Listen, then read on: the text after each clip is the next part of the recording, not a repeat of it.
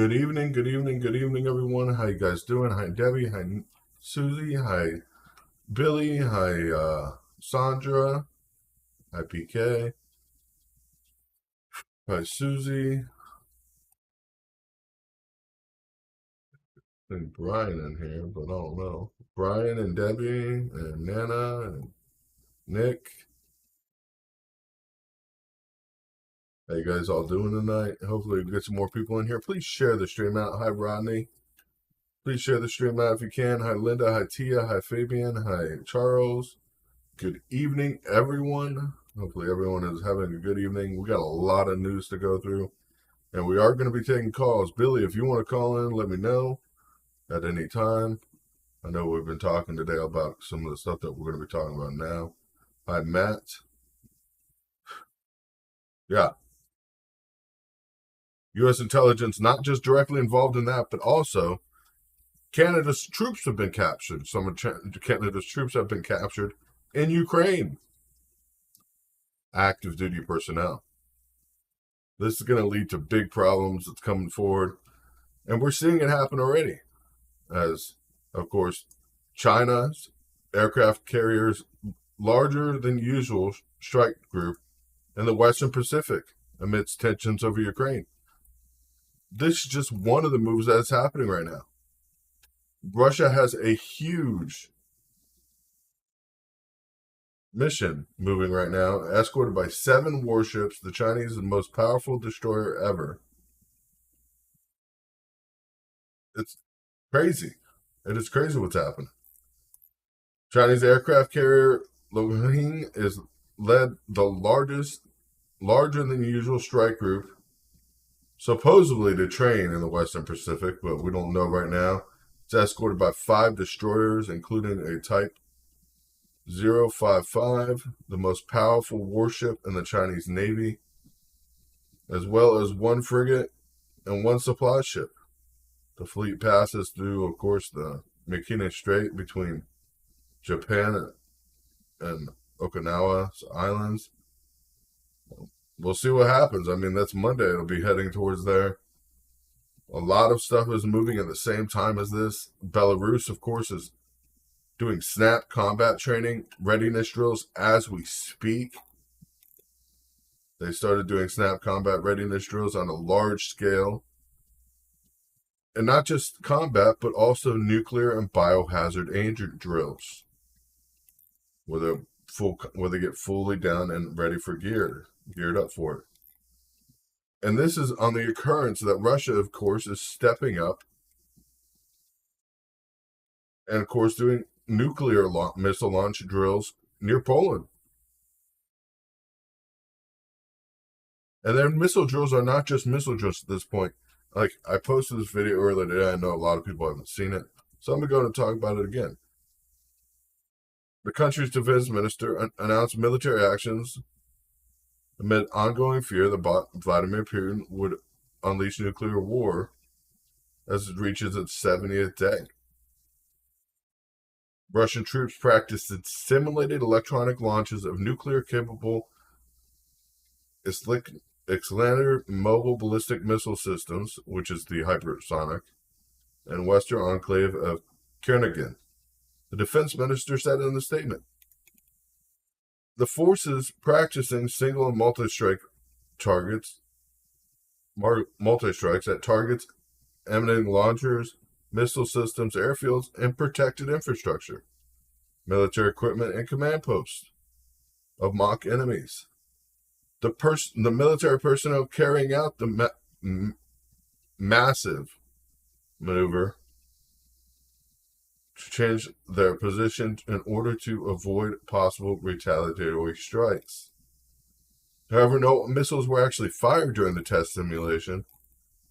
The military units, which over 100 were involved, were also practicing actions of conditions of radiation and chemical contaminants. This is a big, big point right here. Actively practicing for radiation and chemical contaminants. Amongst finding out, of course, today that the U.S., of course, being open about using our information, providing them with everything they needed to take out that plane or that boat. We are directly involved, and Russia's saying they are going to retaliate. We knew this was coming. It was about being prepared for it. It's getting crazy. It is getting crazy. And for them to capture a captain of a Canadian military, it's just ridiculous. We see Belarus moving. We see Russia moving. Russia stepped up attacks today alone in Ukraine on railways and other infrastructure. Missile strikes are disrupting shipments of Western weapons to Ukrainian forces, which Russia has every right to do, to disrupt supplies.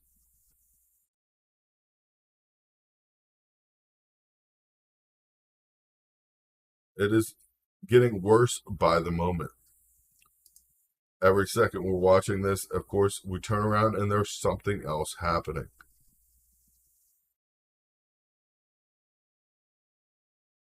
It's getting crazy out there. Please make sure you share the stream if you're in here. We definitely appreciate the shares. But what are your thoughts on what's happening and what's going to happen next? We want to hear them. If you want to call in live here on the show, the number is 954. Hi, how you doing tonight, Billy? What's up, Chris? What's going on? I can't believe all this information coming out today between the SNAP readiness drills now, Chinese fleets moving into position to possibly take Taiwan. And just today, John Kirby, the spokesman for the Pentagon, denied the reports that the U.S. intelligence was directly involved with the killing of those Russian generals and the sinking of the Russian warship. This government, the head of our government, this Biden administration, they are liars. They're lying to us, and they're lying to the world, and they're going to get us involved in a nuclear war. There's no reason for this to be happening. Okay, yeah. I said it from day one that there was no national interest of ours to get involved in a war with Russia over Ukraine. None. Russia's not moving in on Poland. They're not going to attack Germany. At the most, they probably would take that Chernihiv piece of land that's really is not identified as a country at all.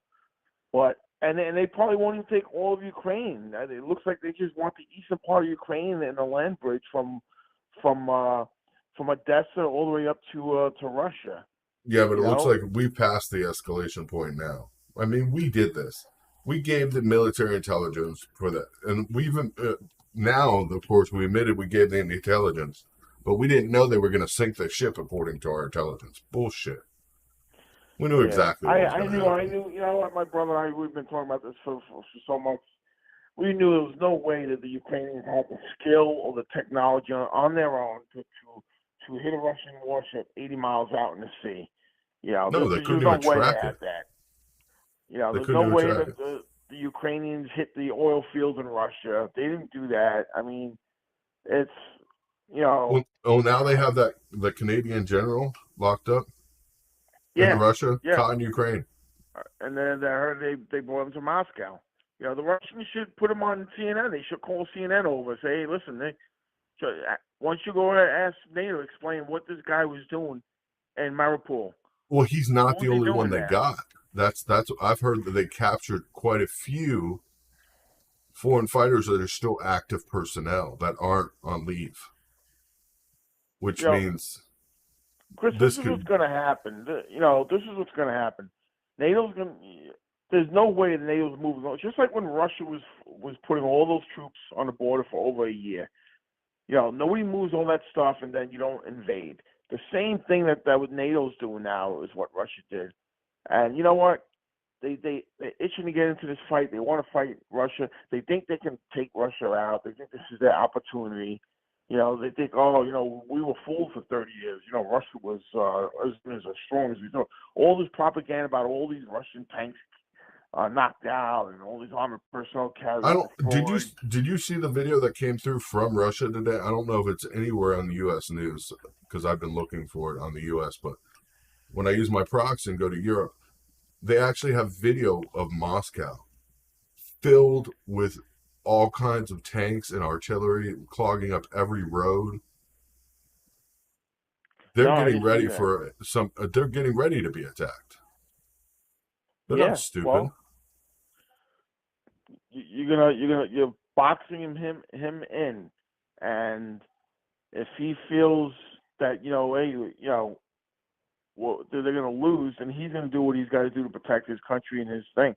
And again, I mean, this all could have been avoided. We did not have to be involved in this, and I don't know why.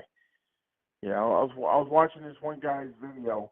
One of these YouTubers advisor watched his videos. Retired Colonel Black, I think his name is. He was in the Marines and in the Army for like 33 years. And he said when the Warsaw Pact dissolved and the Soviet Union dissolved, then NATO should have dissolved too. He Yep. said the only reason why NATO existed was because of the Soviet Union. And he said NATO, in order for NATO to justify its existence, it needs an enemy. That makes a lot of sense. It really does. So. Well, it's sad because, and the biggest thing is when Russia claimed that NATO or that Ukraine was killing and attacking people for speaking the Russian language and all that, NATO should have stepped in and sent peacekeepers in just to see if it was really happening. And we wouldn't be in this situation at all right now. I guarantee it, because it was happening. It was publicly happening. I mean, I could see it from here in the U.S. by going to a website and reading what they're doing. Yeah. And Russia asked for that several times, and they never did anything about it. So then when Russia sent troops in for a special operation, which I believe on the 9th is going to become much worse, Russia has to get a big win on the 9th. That is their victory day. Looks like they have Mariupol all secured, and it looks like they let out about 300 or so civilians from that steel plant, and now the Azov battalion's still inside. They won't come out, so I think Russia bombed the hell out of the plant now. And it's so funny. Like I'm watching the news this morning. Fox and News, Ukraine is crying about it. They're like, oh, well, the way the news report is like, oh, and there's Ukrainian soldiers trapped inside the basement of this building that's being bombed by Russia. I mean, yeah. What do you think? They're soldiers. They're the enemy of Russia right now. What, Russia's not going to attack the building? The way they reported. There's other Russian or Ukrainian troops that aren't Azov Battalion that are actually friendly with the Russian troops, which was really confusing to me. Like one of the videos I showed, it had some civilians out there talking to Russian troops. And then right next to them, there were Ukrainian troops. And they were just sitting there smoking cigarettes, drinking coffee, all together with citizens. Yeah, this guy who, I'm going to look up his name. I want to look him up if I get a chance. A lot of people are misunderstanding what's happening because we get really delusional news. We get one-sided. Yeah. Nobody wants to see both sides. I mean, I am not for Russia whatsoever. It's a dictatorship. I'll never be for it.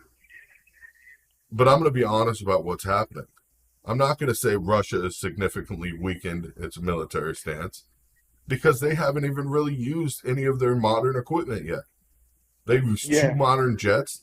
The whole entire time they've been fighting, 2 modern jets were used. None of their other modern jets were used. They fired 2 modern missiles, proved the concept of the hypersonic missiles that they have them and they work. 1 land-based and 1 plane-based. So they've already proven that they have this technology. But yet, they're losing. Well, that's the propaganda that's being pushed. When they're saying 29,000 or 20,000 Russian soldiers died, which is totally false. I don't believe that. And all these videos that first came out the first month that you've seen on Facebook and the internet, supposedly of Ukrainian soldiers coming upon abandoned and destroyed Russian tanks and armored personnel carriers. First of all, how do we even know those weren't really Russian? How do we not First of know all, they were those were the Ukrainians? older model tanks, the same tanks that Ukraine is using right now. The same tanks I know, Ukraine but how do owns. we know those videos were all fake just to be used as propaganda to boost morale? You know what I mean? They could have been their own vehicles destroyed, and then they said, "Hey, look what we came across." Oh, and then Yeah. they show a video of them interviewing a captured Russian soldier. You don't even know if that was a real Russian soldier. Well, the Russian Yeah, soldiers they did capture, the videos we've actually seen of Russian soldiers they did capture, they have them on the but ground, they're beating them. see how They're fast that whole chemical attack story died because they realized that was a fake story. That was in the news for 1 or 2 days, and then they stopped talking about it. well because the bombs Russia found the bombs and disarmed them before the UN, or before the UN or people from the UN came through. So those bombs were planted there. Russian troops are the ones that found them, deactivated them. There Yeah. was a story about it, and then they just took it out of the news cycle because that was Well, not good news. before I go, I just want to say to all the warmongers and everyone who's itching for a fight. You know what? When the shit hits the fan and the nukes are flying, I hope everyone feels good about it. Hey, yeah, it was really worth going to war over Ukraine. I hope all you people who want this war, who want for NATO and America to attack Russia and to go to war with them over Ukraine. I hope you feel good about it because it's going to end badly for all of us. It It's really gonna is. it's gonna end in a world war, and it's gonna be something that we're gonna be facing for a long Yeah, time. that this whole generation has never experienced before. Well, it's not just gonna be a after the war's over, it's not gonna be done and said and over with. There's way too many nuclear weapons involved, and a power trip.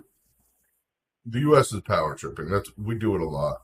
We've done it a lot in the past, but we haven't had to the point where our economy is already failing and trying to enter a war. When we enter a war, usually our economy tanks. Yeah. We're already at the bottom of our economy. Food prices are already high. We enter a war forgetting. I mean, and if Russia declares full-scale war on the 9th in Ukraine, which I'm pretty sure they're going to do, because that's the only way they're going to get Azov out of there. That's the only way they're going to get the neo-Nazi groups out of there, is to declare full-scale war, and it's sad. Yeah. I mean, they're ready. All right, They're Chris. ready for I'm what's gonna going get to going, happen. man. Yep. God bless you, man. You too, and I'll talk to you soon. Getting crazy. I mean, between Russia stepping up today, they're stepping up their attacks today on infrastructure in Ukraine, stopping Western weapons from being there.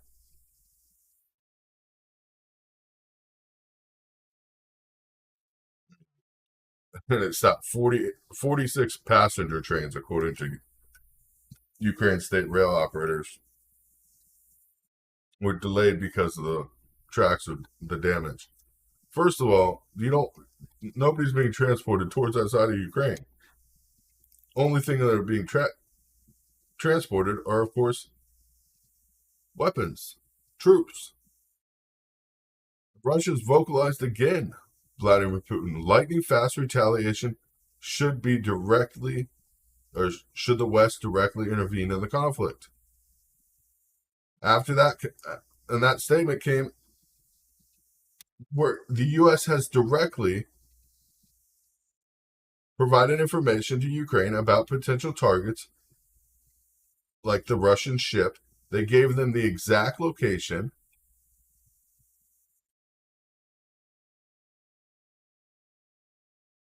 The U.S.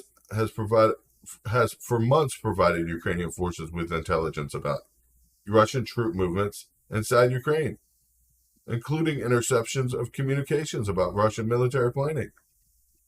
Also provides U.S. with maritime awareness information to allow the country to continue to better understand the threat posed by Russian ships in the Black Sea, many of which are firing missiles into Ukrainian territory. So did they? I mean, it raises many questions about what red lines are for the U.S. and Russia when it comes to U.S. support, military support of Ukraine. Right now, we are directly involved in what's happening. Directly.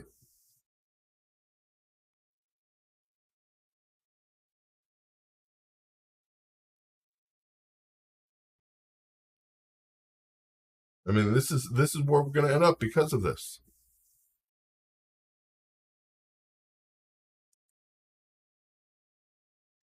It is not going to end well.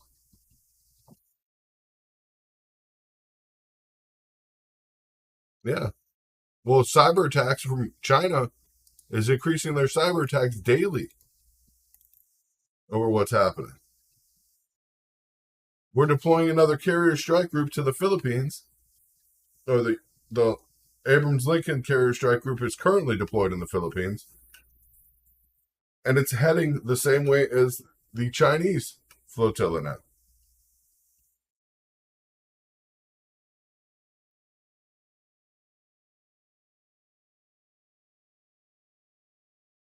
I mean, we're inches away from this now. And Belarus practicing snap drills, snap readiness drills, means they're expecting to be the front line. Of course, we know Russia's already moved missiles into Belarus to do lightning fast retaliations, and those were the troops that were practicing their readiness drills and actions and readiness drills for actions and conditions of radiation and chemical contaminants. Russia is actually proving that they're willing to use their nuclear arsenal. They're showing it where people can see what's happening. Stepping up attacks in Ukraine, causing massive stalls. And that's just what we know.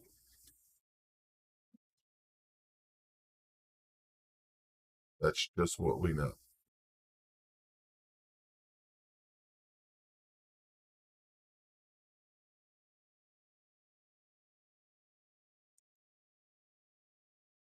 It's just one thing after another. Of course, the U.S. providing information goes directly into this, whether we want to be or not. It is sad. Of course, Ukraine and the U.S. and the EU, of course, is complaining. They're saying that these people left inside the building, the 200, 300 inside the plant, are civilians still. That's what they're trying to claim, even though all the civilians were already told they were out. They bust them out.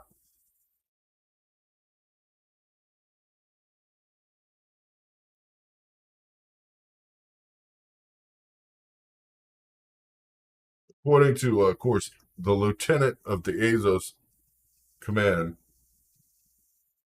the Ukrainian commander at the plant.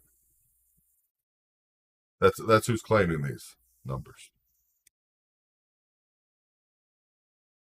Really, it's their troops. He's the same guy that said all the civilians were out.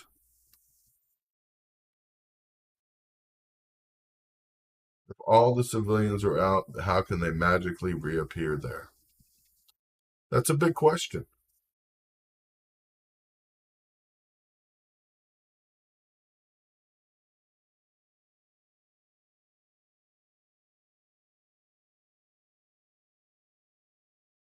At this point, we can't even produce weapons fast enough. We can't even produce weapons fast enough to just supply them with. And if you want to know what the U.S. is going to look at what's happening in Turkey right now. As inflation hits 70% in April alone. As prices skyrocketing, eating away at earnings, and even putting basic necessities out of reaches for many households.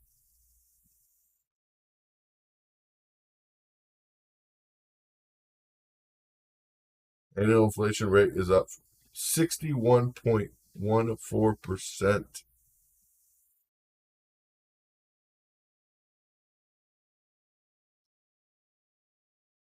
The food shortages and everything else. And they're closer to the area where, of course, they're being affected directly by this crisis right away. Those ripple effects will be going everywhere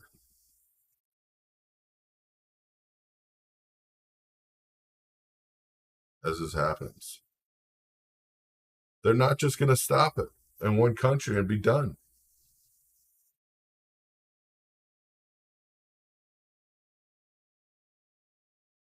You can't blame this on the virus.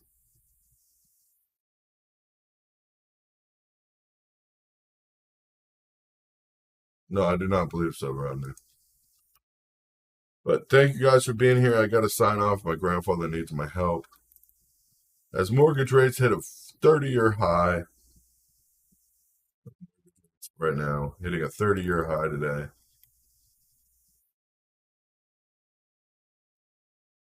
It's going to be crazy going forward. Just getting started. Just getting started. God bless you guys.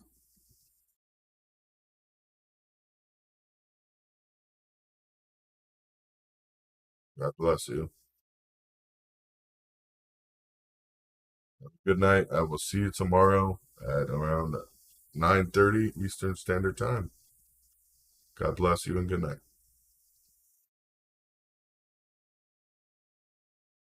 If you can afford to donate, please do.